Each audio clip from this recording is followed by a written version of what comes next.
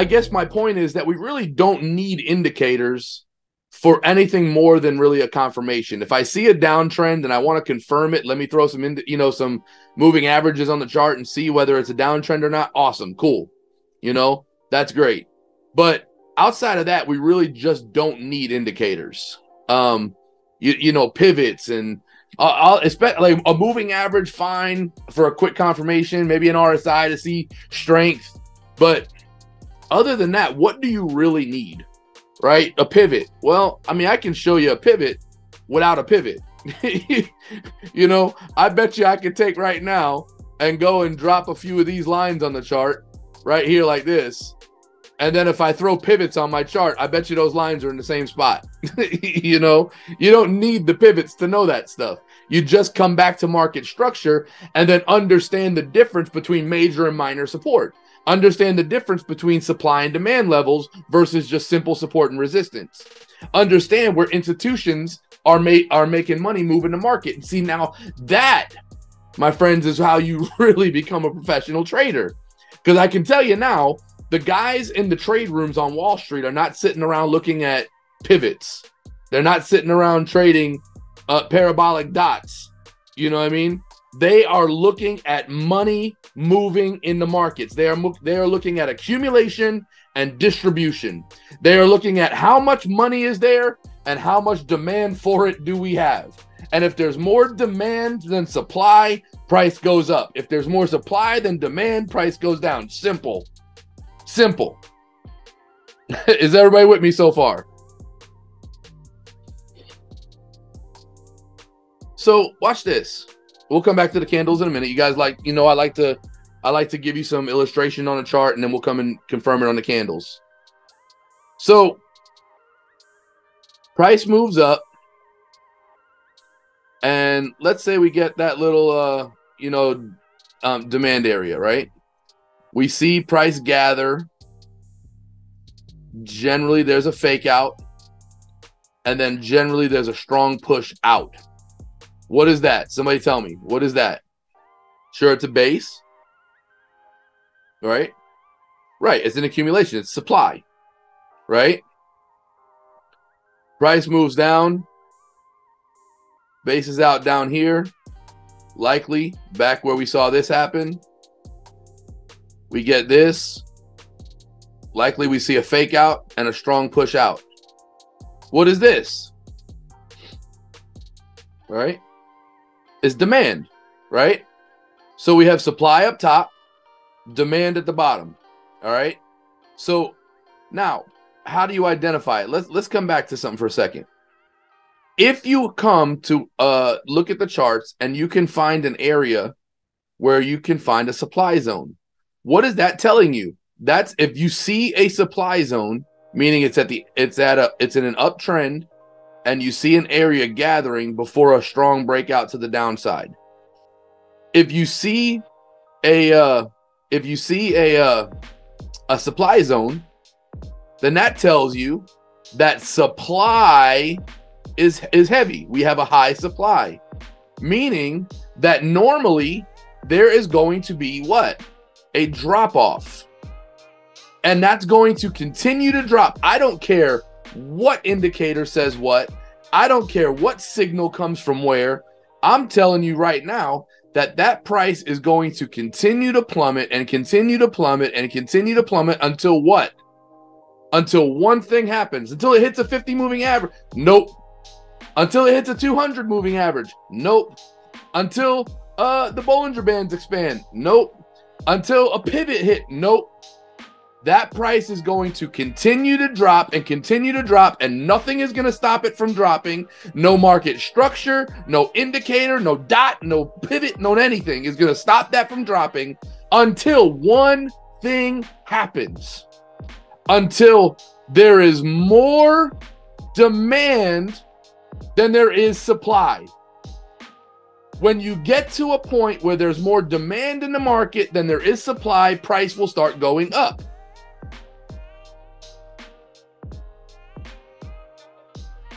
And then from there, that price is going to go up, up, up, up until what? Not until it goes and gets to, and I don't want to go through the scheme, the whole the spiel, right? It's not until it hits any of these indicators. It's not none of those things. That price is going to continue to drive up until it's not even until it hits the supply. It's until we see more supply than demand. Okay? Now that's the difference. Just because you have a supply zone and a demand zone doesn't mean that price has to go up from there and price has to go down from here. Because there's also a thing called redistribution and reaccumulation. Think about it like this, okay? Let's just say, and I've done this in class before, so if you've been here, just bear with me for a moment. But I just want to make sure that everybody's on the same page. Okay. Let's just say, for the sake of class, and I'm going to build this up for you. Let's just say that each one of these rectangles represents a full, a unit of currency, right? Which we know is how many units of currency is in a lot. Let's go back to beginner class for a moment. Right, 100,000. So 100,000 units of currency, and that is how we trade. That's retail trade. That's small, right? No big banks are going for one lot, right?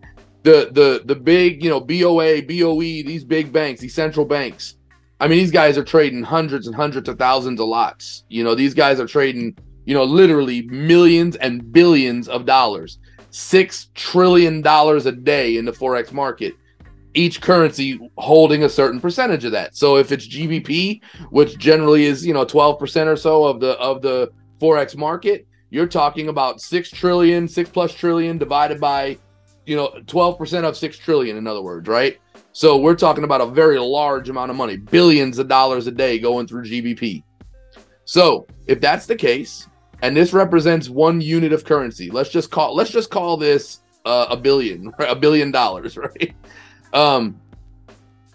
So then we get some units of currency. So let's just say, for the sake of just time in class, we have these 3 big orders. We call these orders.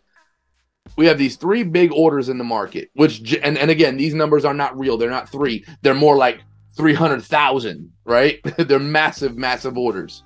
But let's just call, for sake of simplicity, we have 3 orders in the market, okay? And so that means that there is a demand. We need 3 orders. We need 3, or I'm sorry, we have 3 units of currency. So then we come over here. What happens is, over here, the communication goes out and it says we have 3 units of currency. And then the order goes out. These are called order blocks, right? We have 3 units of currency and we want to sell them. Price, we look at it on a chart, and what are we seeing? 3 units of currency, right? Price is here. So we have 3 units of currency for 191, or whatever it is, right? That goes out algorithmically, and then the buyers, the sellers, are saying we have 3 units. Then the buyers are looking and going, I want some of that. I'll take some of that. And so here's what happens. The buyers start coming in and going, well, hey, I'll take 2 of those. I'll take 2 of those units of currency. Okay. So now there's 3 units of supply and 2 units of demand. Which way is price going to go? If there is more supply than demand, price goes down. If there's more demand than supply, price goes up. If you're selling hats, right? and I have 10 hats, and I'm looking to sell them for $20 each.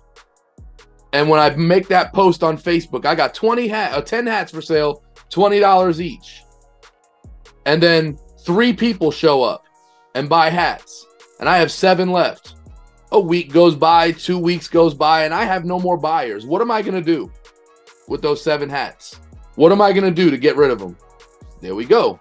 I'm going to drop the price because nobody is buying at the price, at the current price.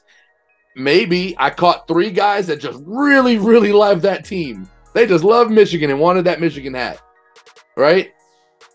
But maybe everybody else is like, I'm not going to pay 20 bucks.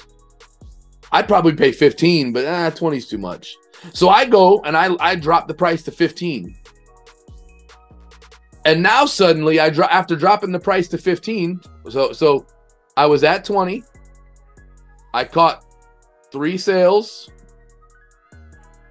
And it didn't work after that. So I dropped price. Now I'm at 15. And I make the post again. I'll sell the rest of the 7 I got for $15 each. Now I got 7 hats. And suddenly 25 people show up to buy my 7 hats. Well, wait a minute. Now we're talking. So now I sell the 7 that I have because I promised that $20 or that $15 price. But something inside my brain, because I'm not a stupid businessman, tells me that now instead of 3, I sold the other 7, but I have 25. So 25 minus 7 is how much? 18. So that means I have 18 more people that want these hats. So now I tell these 18 people, I could get you some more hats. I could get you some more hats, but it's going to cost you. See, you missed when I had them for 20. You came late when I had them for 15. I could get you these hats, but they're going to cost 25. You see what I'm saying? Now those 18 can say, you know what? Do I really want this hat enough to pay even more for it since I missed out the first time? Out of those 18, I go buy 18 more hats. And I'm ready. Now I got them for sale for 25. And out of those 18, right? 10 of them say, I'll pay the 25. Awesome. Now I have out of the 25 hats or the 18 hats that I bought, now I have 8 of them left. Okay. But guess what? People are like, wait, I didn't want to buy it for 20. Now you're selling them for 25. I'm not interested. The low price caused interest. And it gave me some momentum that drove me to temporarily be able to cause a higher price. But once the extreme interest was distributed, I was left with more supply than demand. So I have to drop price again if I want to get rid of those other 8. Hey guys, I'll do it from 20 again. Back to another common price zone. Maybe out of those remaining 8, 5 more are sold.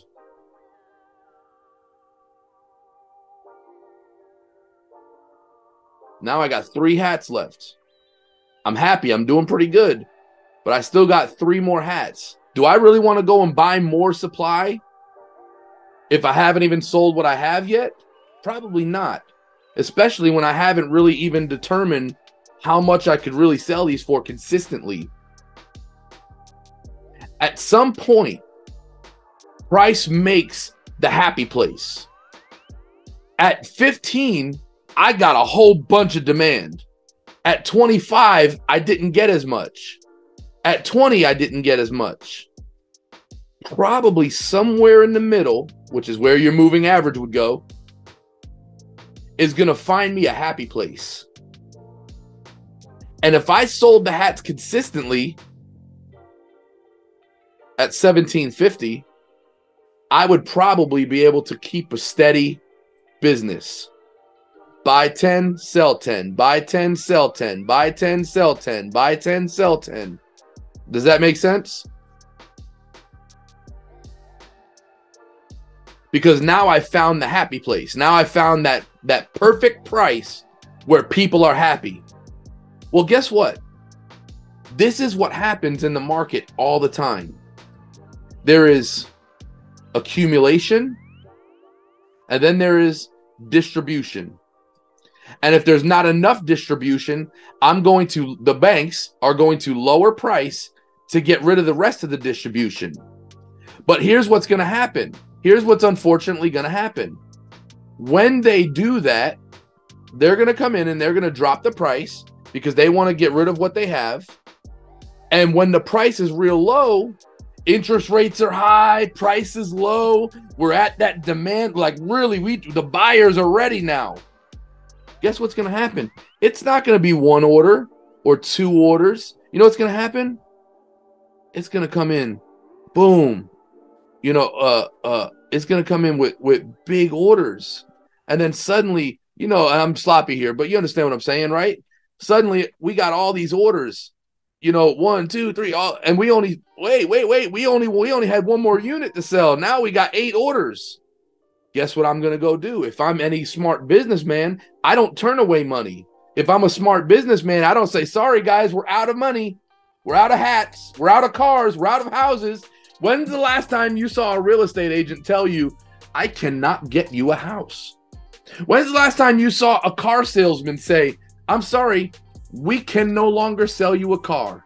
No, they are going to find you a house. They are going to find you a car. They are going to do what they got to do because they understand moving inventory is what this business is all about. And it's no different with the banks. It's accumulation and distribution. Accumulation and distribution. So what happens is now I have all these extra orders, right? Let me make them a little neater for you. I don't want to be sloppy here.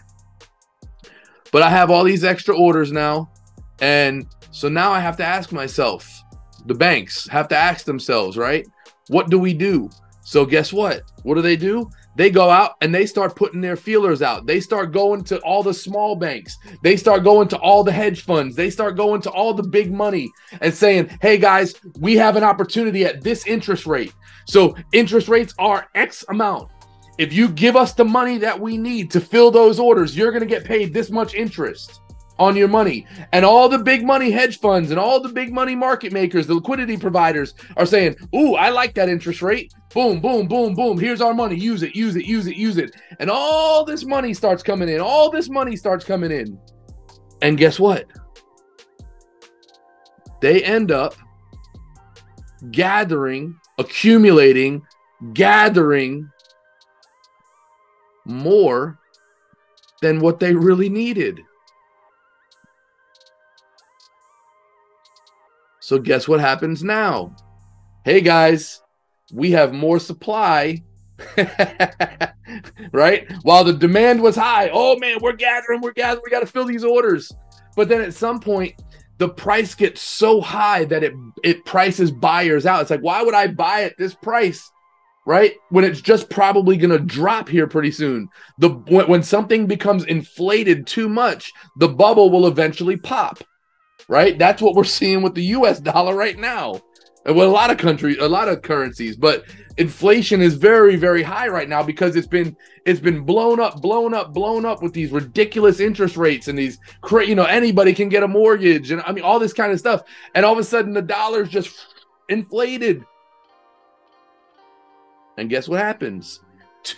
To sustain that, prices go up everywhere and all this kind of stuff. The currency doesn't have the value that it did before. So price has to come down. In order for me to get rid of some of this, in order for me to dump some of this, I've got to bring the price down because buyers cannot buy when price is high. That's why you've heard it said that corrections are good and healthy for a market. Why? Because it allows for buyers to get back in. right? Let me come back here for a second. I'll come right back to this. Go even higher on the chart. Price moves up, and how could it continue like that forever? It can't, right? It can't. It's impossible. It cannot just continue to go up, up, up, up, up, up, up, up, up, because who's gonna buy? Who's gonna buy right now? Who's gonna buy? Who's gonna buy? It's nobody can buy this. People can't afford this. Hedge funds are not stupid enough to buy this, because as soon as they do, boom. So why does the market move the way it does? Oh man, it's kind of getting high. Price is high. I don't know. Indecision. You ever heard that term? Indecision. I'm done buying. Price is too high. Correction. Wow, this is a good price. Nah, it's getting too expensive. Yep, let's do it. Nope. Corrections are healthy for a buyer's market and healthy for a seller's market. Corrections are the strength of the move itself. Corrections show continuation. Without corrections, we can't have continuation. Does that make sense to everybody? What causes these corrections? Is it just because, well, price is going down because a pin bar showed up? Price is going down because we hit the 50 moving average. Price is going down because we hit a pivot. No, you crazy? No. Price is moving up because price was low enough for people to buy. And the more people buy, the higher the price. When people stop buying, price will drop because sellers want more buyers. Once we get to a place where too many buyers are coming into the market because sellers are going, wait, we don't have enough supply. How can we continue? We're selling too low. Price goes up. Once we get to a place where we're pricing the buyers out again, price will drop. Buyers come back into the market, price rises. And at some point, everybody's happy because buyers are making money. Sellers are making money. Everybody's happy. This is the happy place. And guess what?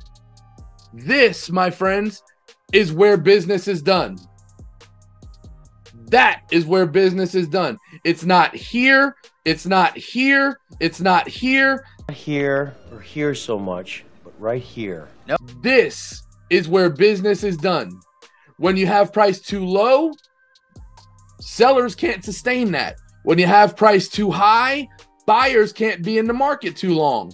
But when you have that happy medium, when you have that place where buyers can make money and sellers can make money, that is where healthy markets thrive. That is where sustainability comes to currency and to different markets. Is everybody with me? So why is that important? Why is that important? It's very simple. If we get to a place, price would love to live here. Price would love to live, and I'm sorry, that's a little sloppy, but price would love to live here, where everybody's sitting pretty, and everybody's eating, and everybody's happy. And guess what happens? Small fluctuations. Hey guys, you want one order? Cool, I got you. Let me go grab you one order. You know what? 2 came in. Can you take 2? Yeah, I can take 2. Let me make a couple phone calls. You know what? Actually, 3 came in. Can you get me another one? Yep, I can get you another one. I got 2. Can you get another? You understand? Back and forth, back and forth, back and forth. That is healthy market movement. Okay? When we see big, massive spikes, that is not a healthy market. When we see big, massive drop-offs, that is not a healthy market. That is not sustainable. So what do we like now? How does this? How do we bring this into actual trading? Right? This makes sense. I understand, but how does this actually help me trade? Well, it's actually very simple. Watch this. You come to a place like this on a 4-hour chart, and you look at the chart and you say to yourself, where am I? Simple question. Where am I? Right? So when I look at the market, I cannot look, and you've heard me say this before, I cannot look at this, right? I cannot go right here and say, you know, look at something like that and say downtrend. Right? I can't do that.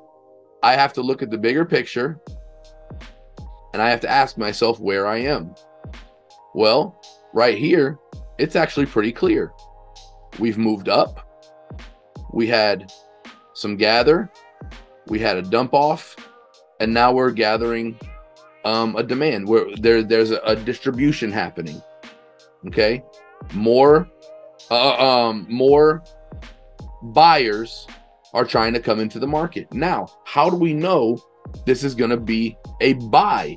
We don't until we see a breakout. We don't until we see a chart movement. So what do?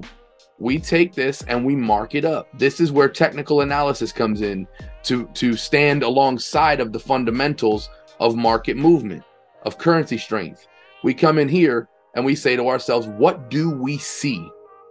Now we see, okay, there's a pattern forming here. There's something happening here. We see the levels at which business is being done. Okay. And so now we just wait for price to show us a breakout, to show us which way it's going to go. Now, what if we have accumulation and distribution happening? How can price possibly go down if distribution is happening? Well, because sometimes when we see a level at the bottom, it's not distribution. It can be reaccumulation. What happens is we gathered, we sold, and then guess what? There were still more buyers. There were still, there was still more supply. And so what happens is there's a quick pullback and then more accumulation. So it's another supply zone where price will drop again, right? Why? Because this little spot right here gathered enough orders to where it's like, you know what? I still have more to dump off. That's called reaccumulation. And the same thing can happen for a demand zone where you have moves down here, pushes up, and then pushes right here. It could be a supply, but it could also be a redistribution. In other words, we have distribution down here, price jumps up because the buyers are in, and we say, all right, this is a supply. No, not necessarily. It could be that we have more distribution. Remember how I said we had people buying the hats at 20 and then 15 and then 25? This is the 15 and this is the 25. Now we're probably going to see a push down before a push up. Right?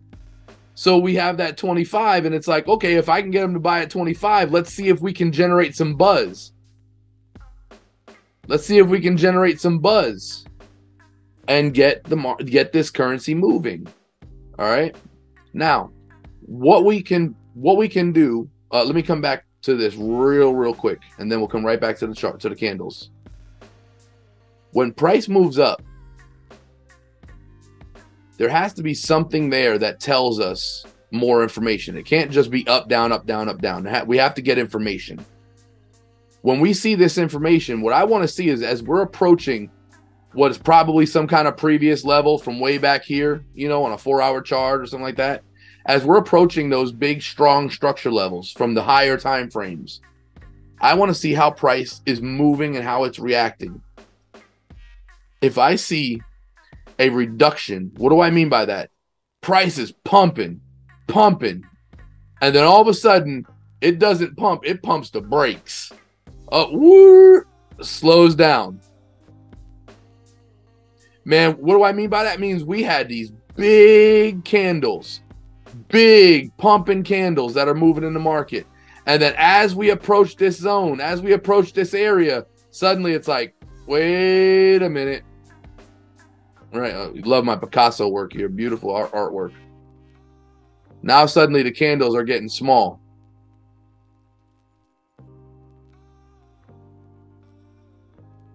That tells me volume was there, and now volume is not there. Means it's slowing down. Sales are slowing down. Right? So we get to that level, and I look for slowdown in volume. Do the candles get smaller as I approach this level? If they are, then that tells me ahead of time that we're likely for a reversal. Why? Because price slowed down approaching that level. There's not enough volume to push through such a level. Okay? Now, the next thing is, what happens if price just blasts into that zone? I mean, big candles, and we're approaching the zone, and there's no sign of slowdown. I mean, we're just banging. We're boom, boom. We're, big. Well, I mean, then the likelihood is that we have less of a chance of a turnaround. It's pretty simple. There's less of a chance of a turnaround or a reversal because price is still pumping. We still got a lot of volume here. So I need to see if price comes in here and it's still pumping big volume. I mean, we're probably going to break out the other side, get a retest, and go up. Right? So as I'm approaching, I'm looking at what's happening in the market. What is the volume in the market? Now, more specifically, once I determine volume as I approach a zone, I want to look and I want to see, do I have a true supply zone forming? How do I know if I have a supply zone? Well, we have a push up.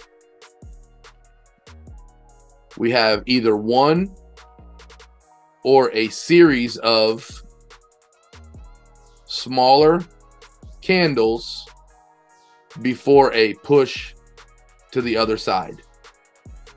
And then from there, all I have to do, it could be one, it could be four. It just needs that one candle. I go to the top right here and I drop a line. I go to the bottom in here and I drop a line. Right? Now I have my supply zone. That is where price went, got its supply, did some negotiation, and then went the other way. Now it's time to start dumping that supply. So does that mean I trade from there? Not necessarily. Depending on your strategy, not necessarily. What you really want to do is you want to wait now for price to come back down, and at some point it's going to meet more demand. Now, it doesn't have to be all the way at the bottom. Sometimes that happens midway, and you meet demand in the market. It says, wait a minute, we want more. You only gathered this much. We need more. We need more. Reaccumulation happens. And now I need to go back as price comes back to the same supply. Now I'm not looking for a supply zone to form. I'm not looking for these little dojis anymore. Now I'm looking for a fake out to the other side and some kind of an rejection candle, likely a pin bar. When I see that pin bar, I'm looking happy, right? So I'm looking for price to move up, push out, probably give me a fake out, and I want to see real volume closing to the downside. When I see that, now I can enter the market. Why? Because now I know supply was gathered. There was a demand for more supply. So they said, hey, wait a minute, we have more buyers. Go get me some more currencies. Go buy me some more hats. We need more. They go back and get more. And at that level of structure, dumb money, retail money, inexperienced money says, oh, it broke out the upside. Buy. We snatched all their money, and price rejects.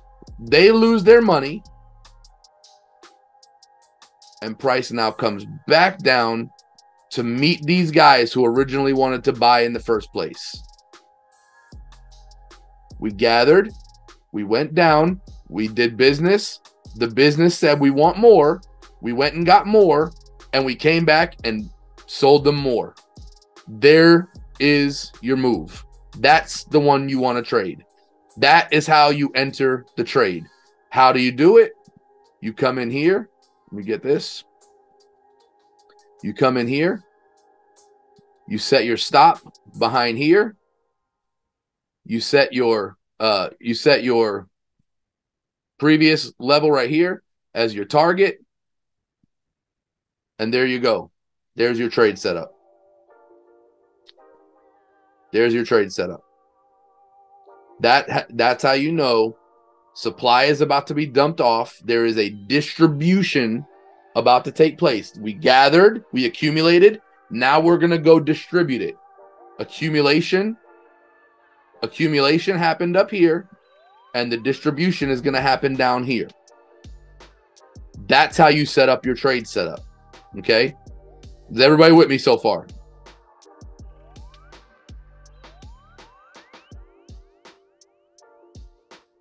Now, let's come down here and see it on the charts.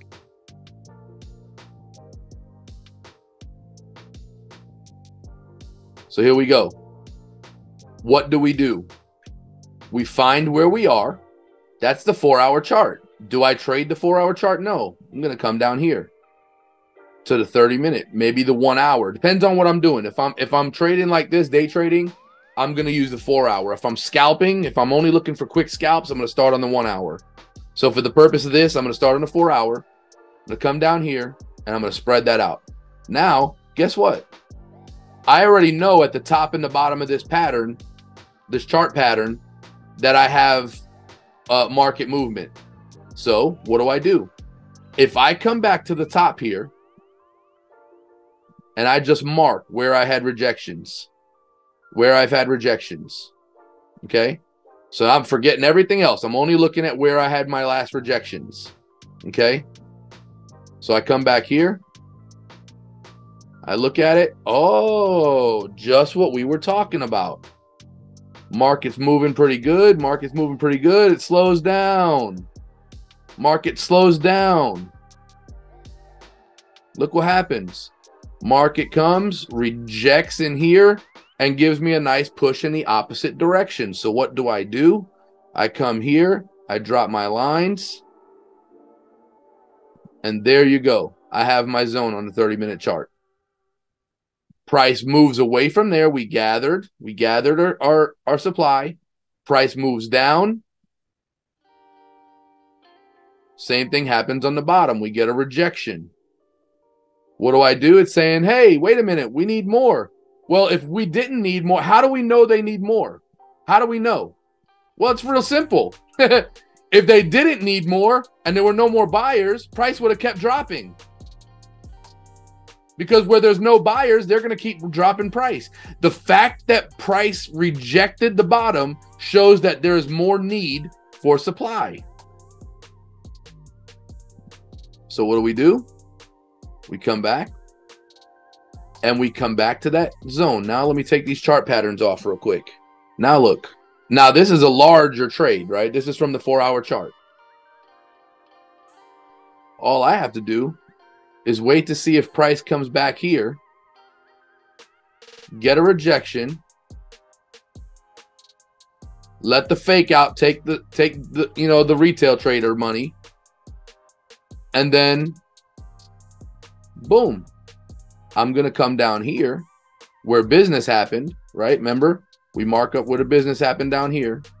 I'm sorry. I'll come back to that. I should have done that first. We mark up where the business happened down here. And now we say to ourselves, let's do it. We come over here. We see a rejection area. Look at that. We can get beautiful trade setups out of that. Now, on a larger one like this, you're going to have to set, you know, probably 2 times your candle. You're not going to set the price right at the candlestick, right? So you're going to have to do 2 times, you know, 2x stop loss and target down here. Now, do I want to come down exactly to the zone? Well, no, because it don't always come exactly to the zone. It might come to some of these previous levels. Maybe the buyers say, yeah, wait, stop here, stop here. I'm good with that. I'm happy with that. That's a 1 to 3 trade, right? And that would be setting up a beautiful swing trade, 360 pips, 128 pip stop loss on a 30-minute chart from a 4-hour setup, swing trade. Boom, done.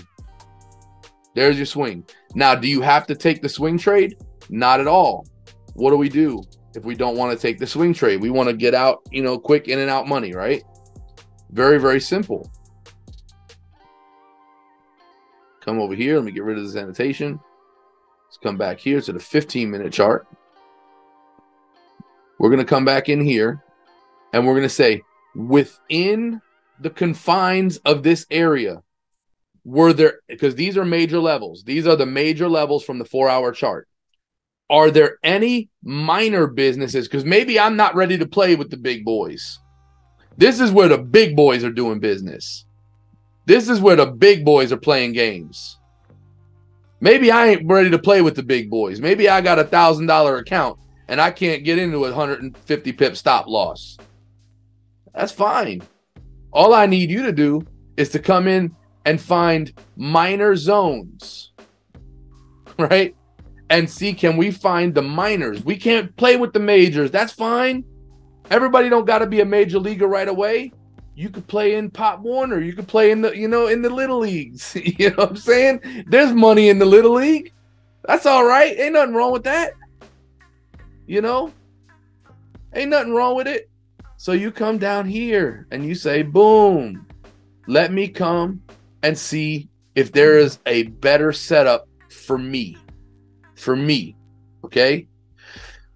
Boom, I come in here and I ask myself, where is business being done?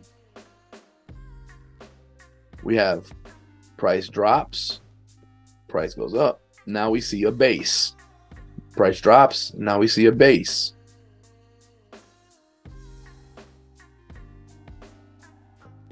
Oh, now we're talking. Now we're talking. Now day traders are talking. I didn't get the supply. I got the reaccumulation. I can't trade at that level. I ain't ready for that. But I could trade from the reaccumulation. I could trade from the reaccumulation. I could play with the boys who couldn't afford up here, but they could afford down here. I could play with those guys. Now suddenly,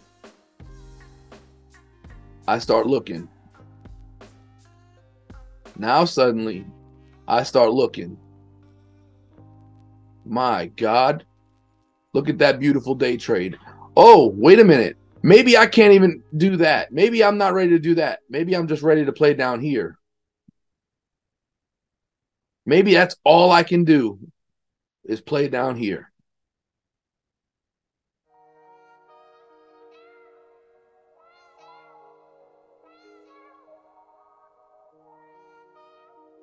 Guys, maybe you're playing in the little leagues. Maybe you're playing Pop Warner football. But 120 pips ain't nothing to laugh at.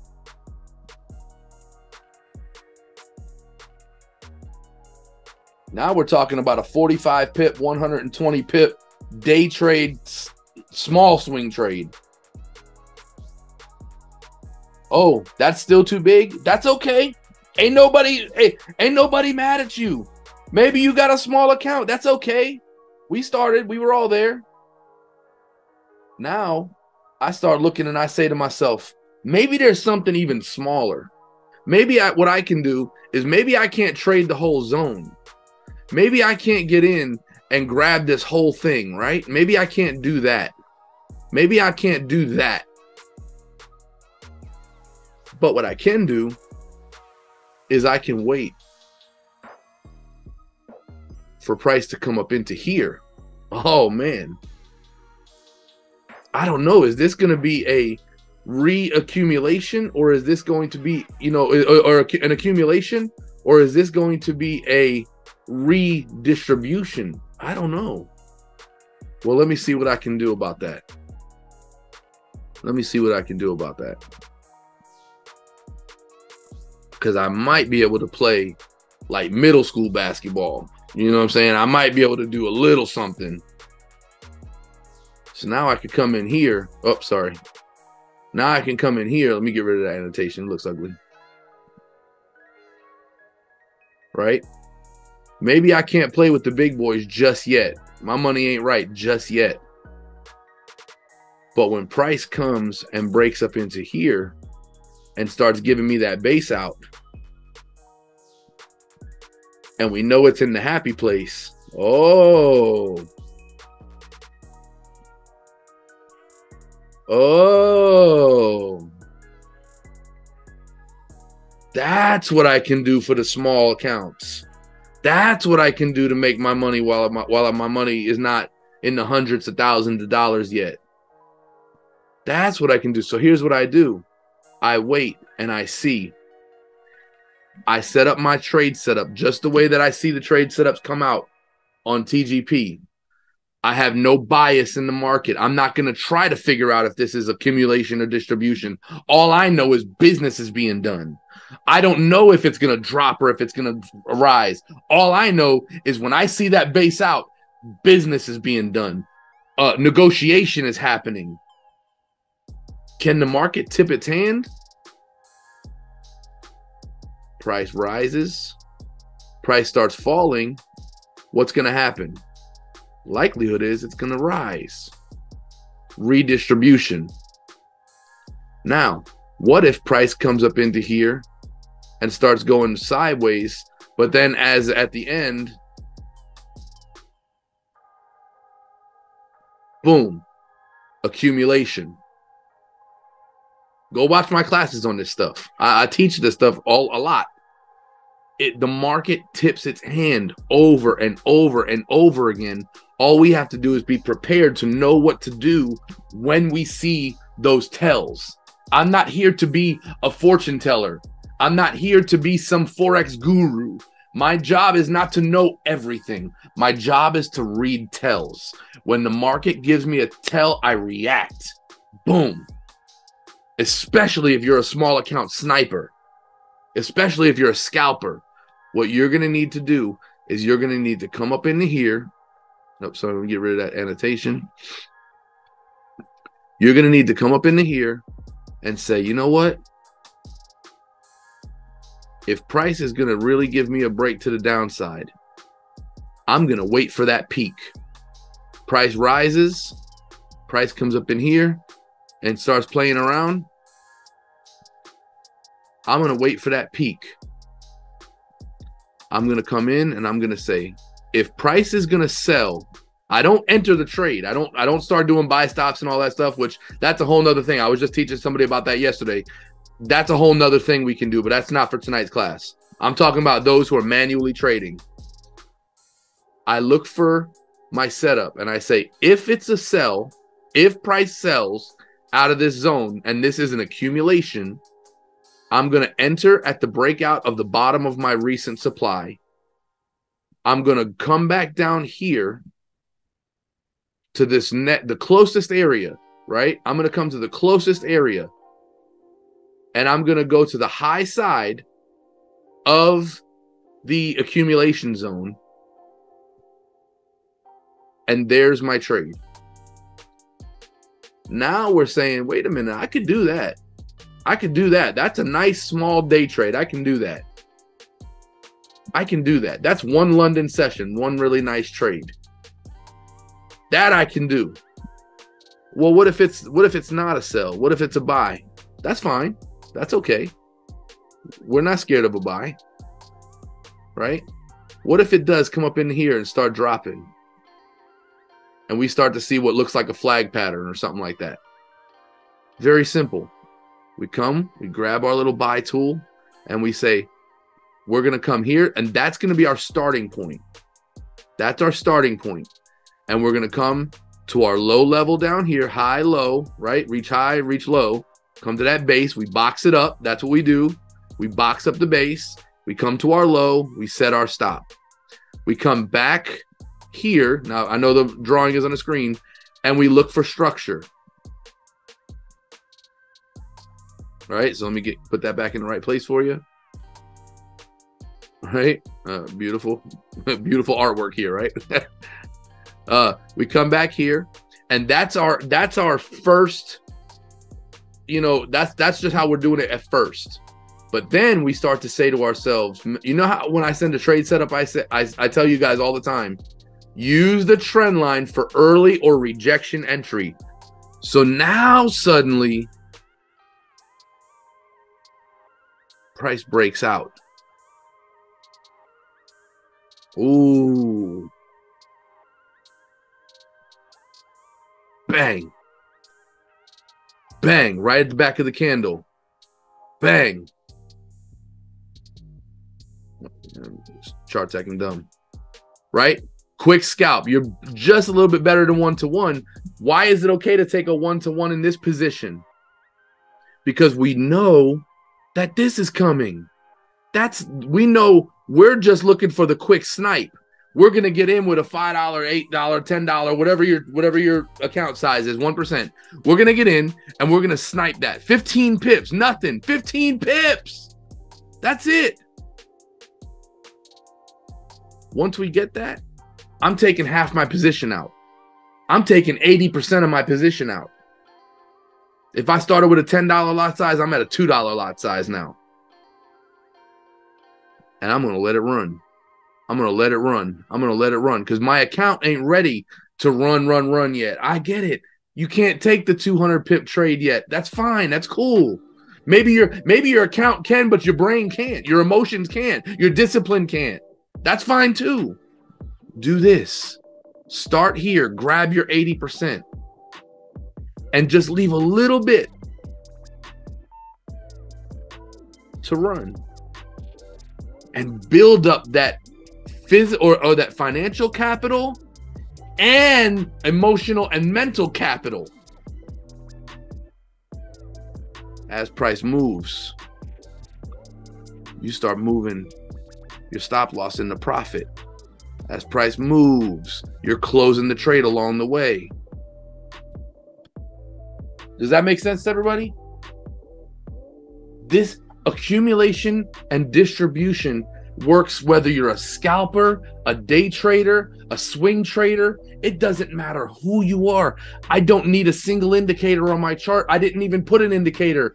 I'm just showing you how to trade zone to zone and let the banks do the work for you.